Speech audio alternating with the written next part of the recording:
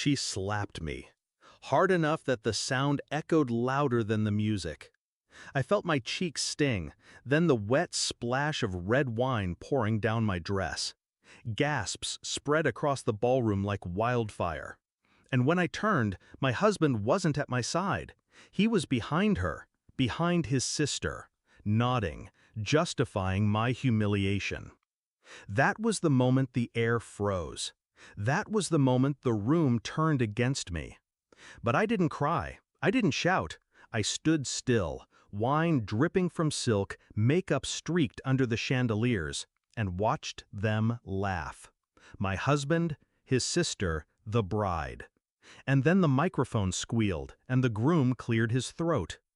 I met her 5 years ago, my sister-in-law, the golden one. Perfect hair, perfect smile, perfect lies.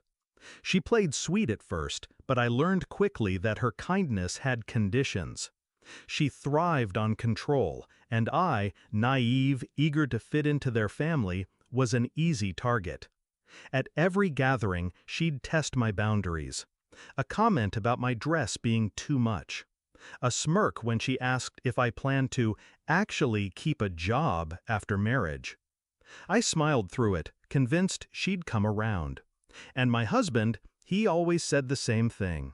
That's just how she is. Don't take it personally. But I did. Every jab sank deeper. The cracks started showing after our engagement. I noticed her name glowing on his phone at midnight.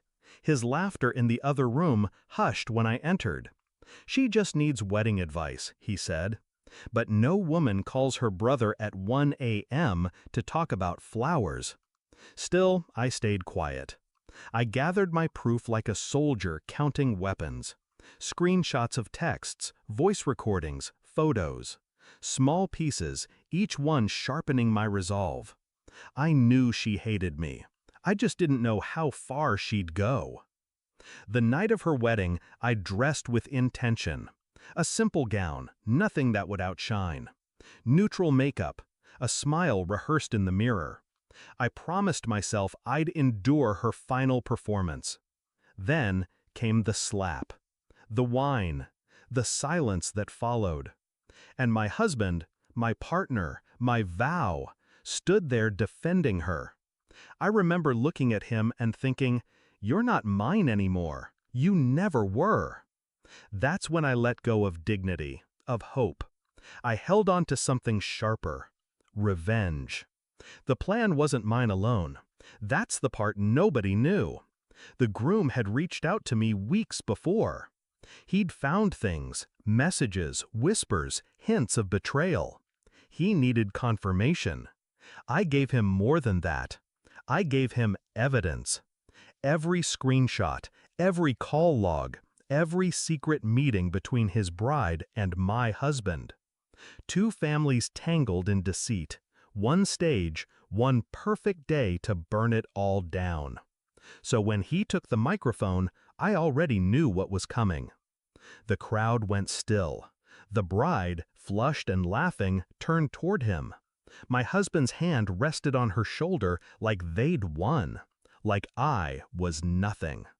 Then the groom's voice cut through the room. Steady, cold.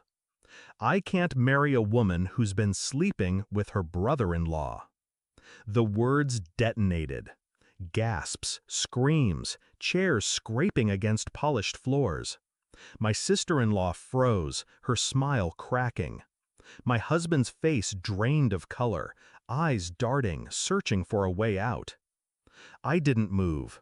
I let the world tilt around me while I stood at the center, calm, untouched. The groom played the recordings. Her voice, my husband's voice, the hotel room number, the dates, the laughter. The perfect bride collapsed. The golden family fractured. My husband tried to speak, but every word only buried him deeper. And me? I stood there, wine-stained and smiling. Finally smiling.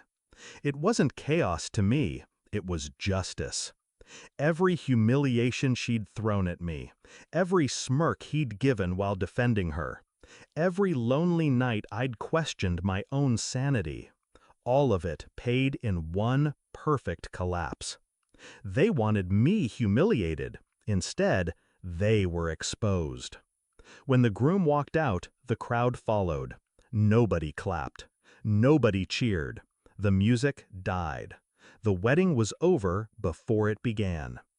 My husband called after me, begged. His voice cracked in desperation. I didn't stop.